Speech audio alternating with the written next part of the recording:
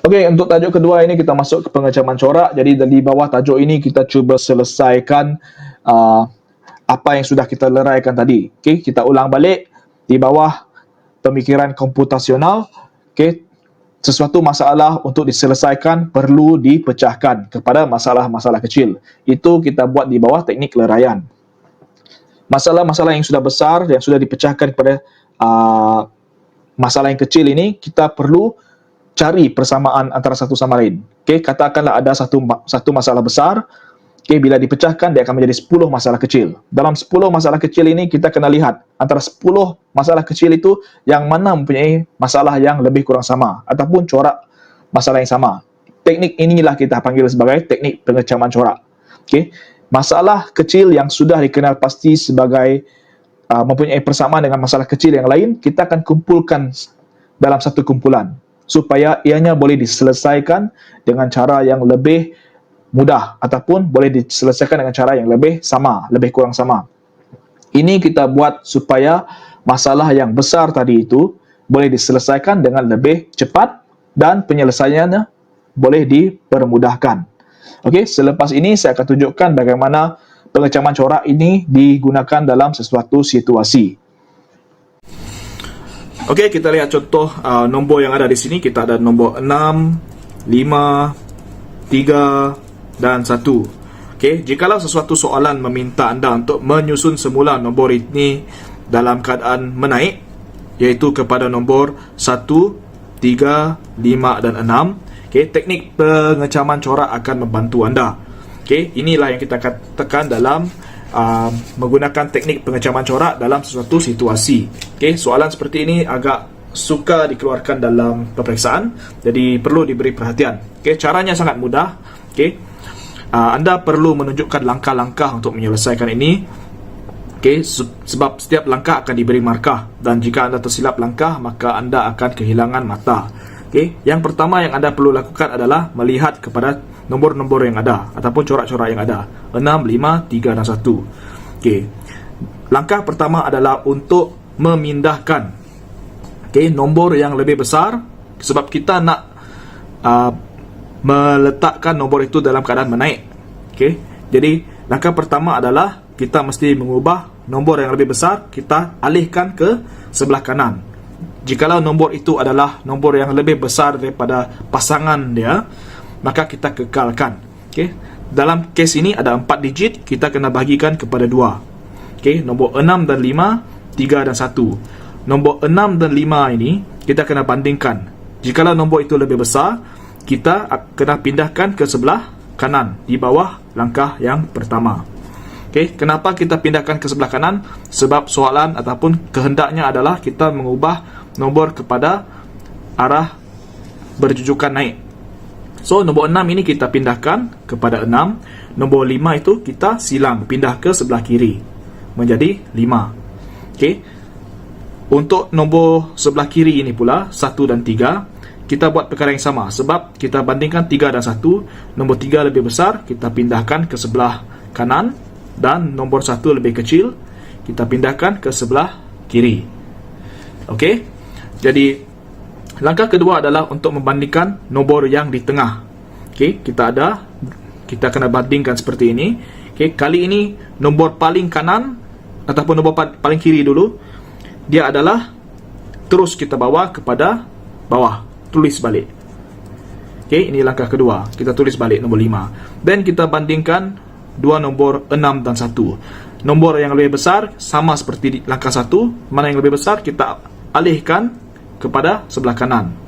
Jadi 6. Nombor yang lebih kecil kita alihkan ke sebelah kiri.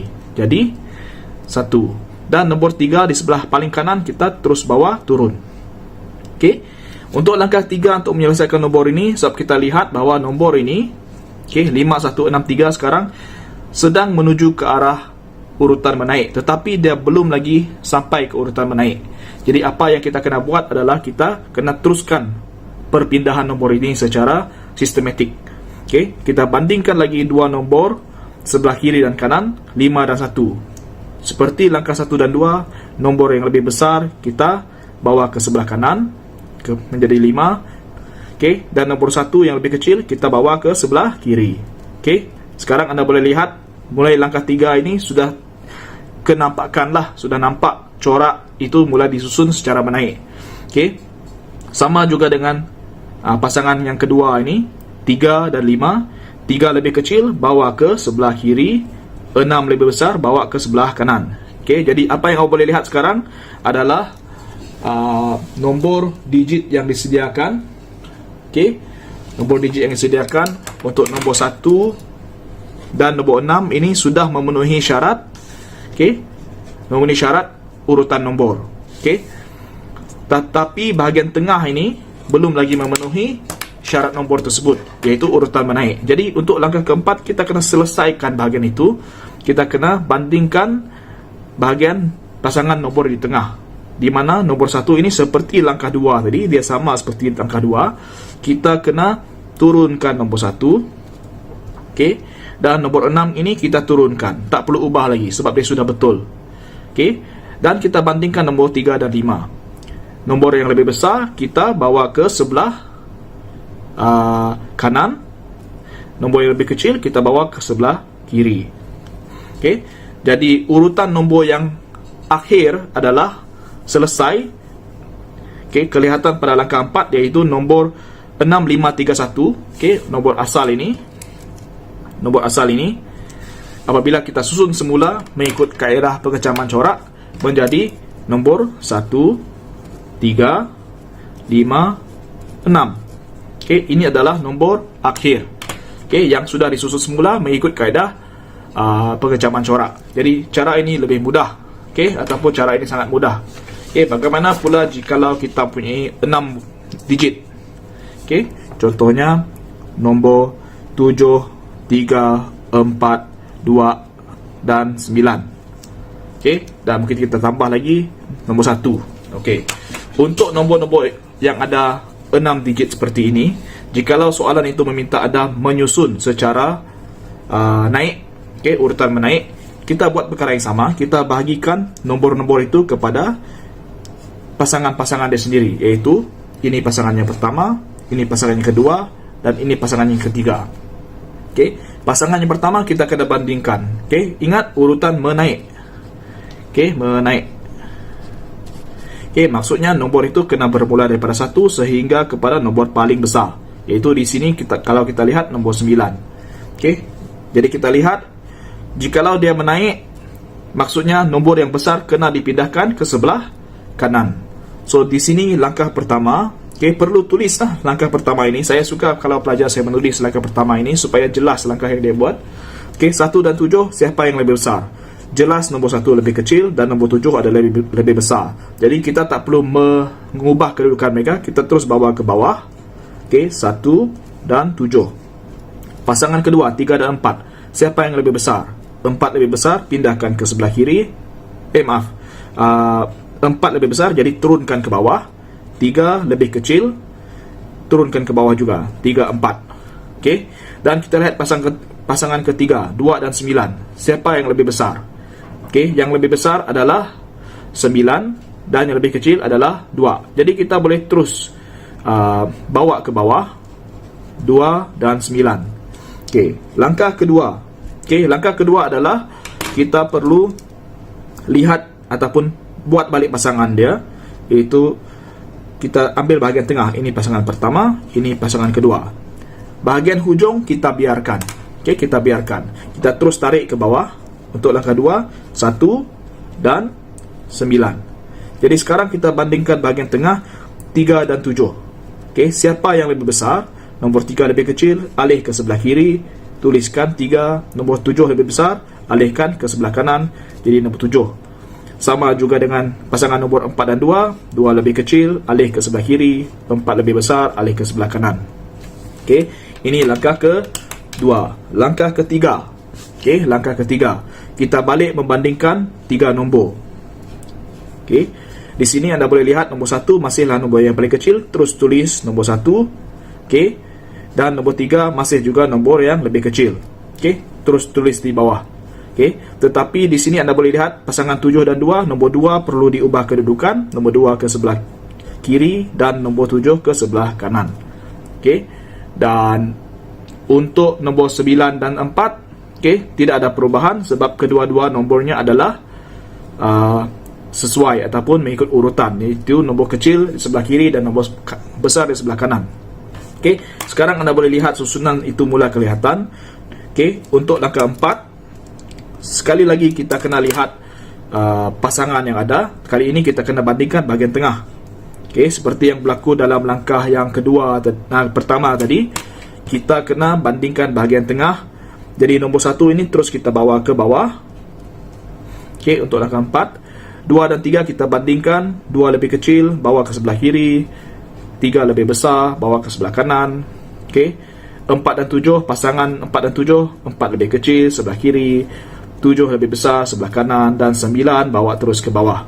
Okey, jadi sekarang kita boleh lihat, okey, pada kedudukan langkah 4, nombor tersebut telah tersusun sebagai dalam keadaan menaik. Jadi anda telah berjaya menyusun semula nombor 1, 7, 3, 4, 2, 9 menjadi 1, 2, 3, 4, 7, 9 dalam keadaan menaik.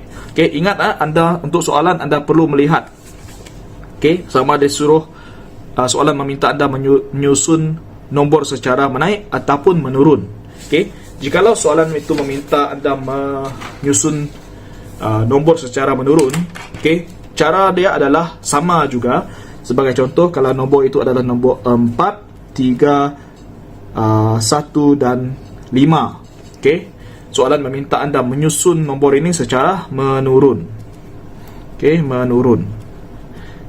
Menurun maksudnya nombor 1 adalah yang paling kecil. Okey, daripada apa nombor yang ada di sini, infinity kepada nombor 1. Jadi apa yang kita buat, kalau tadi nombor yang paling besar kita alih ke sebelah kanan, kali ini nombor yang paling kecil pula kita alih kepada sebelah kiri. Okey, jadi langkah pertama, tulis langkah pertama, kita pecahkan nombor ini.